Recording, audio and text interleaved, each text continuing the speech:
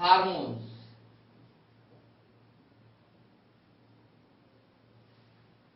हम जानते हैं हमारे शरीर में ग्रंथियां पाई जाती हैं और खास तौर से अंतःस्रावी ग्रंथियों की यदि बात की जाए कि ऐसी ग्रंथियां होती हैं, अंतःस्रावी ग्रंथियां होती हैं जो कि विशेष प्रकार के रसायनों यानी हार्मोनों को हमारे शरीर में रक्त के माध्यम से परिसंचरण का कार्य करती हैं।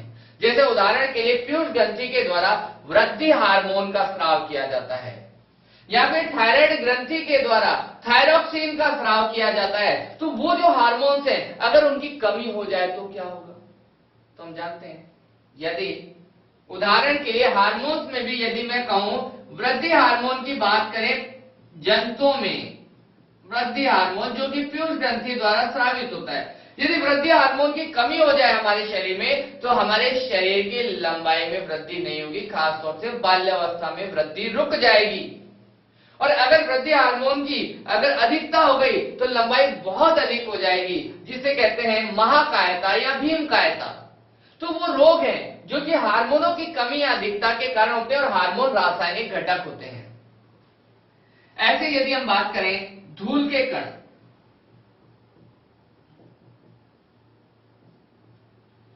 खानों में जब काम करने वाले लोग होते हैं तो खानों के भीतर सिलिका नामक, सिलिका जो रेत है, सिलिका के निरंतर कण उनके श्वसन तंत्र नाक के माध्यम से फेफड़ों में जमा हो जाते हैं। और सिलिका या जो धूल के कण हैं या फिर रेत के कण जब उनके फेफड़ों में जमा हो जाते हैं तो खानों में काम करने वाले मजदूरों के अंदर सिलिकोसिस नामक रोग पैदा हो जाता है। तो एक प्रकार से धूल के कण क्या है, एक प्रकार से रासायनिक कारक है जो रोग को पैदा कर रहे हैं। ऐसे पराग कण, हम जानते हैं परागकण फूलों में पाए जाते हैं। पुष्प में देखने पर पुष्प का जो नर जननांग होता है, नर जनन भाग होता है, उसमें विशेष प्रकार की छोटे छोटे संरचनाएं बनती हैं नर जननांग में, जिन्हें हम कहते हैं परागकण।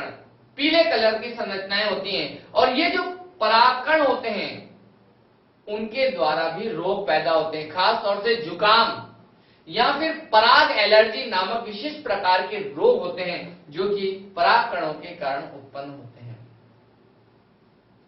तो ये सभी रासायनिक जो कारक हैं, हार्मोन्स हैं, धूल के कण हैं या परागकण आदि हैं, ये रोगों को जन्म देते हैं। ये सब रासायनिक कारक हैं।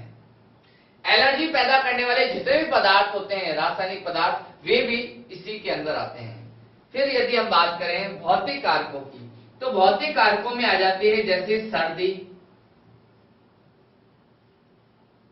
या गर्मी। तो सर्दी और गर्मी के कारण हमारे शरीर में रोग पैदा होते हैं, खास तौर से अत्यधिक सर्दी के कारण कई रोग, बुखार पैदा हो जाता है, या गर्मी के कारण भी मानसिक बुखार उत्पन्न हो जाता है। तो भौतिक कारक हैं जो कि रोगों को पैदा करते हैं। यदि हम बात करें पोषण संबंधी कारकों की, तो पोषण संबंधी कारकों में कई घटक आते हैं, जैसे कार्बोहाइड्रेट,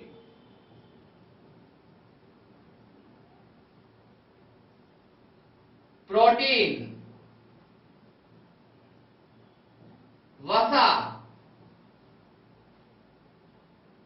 विटामिन और इसके अलावा खास तौर से खनिज तत्व। ये सभी घटक हमारे भोजन में पाए जाते हैं।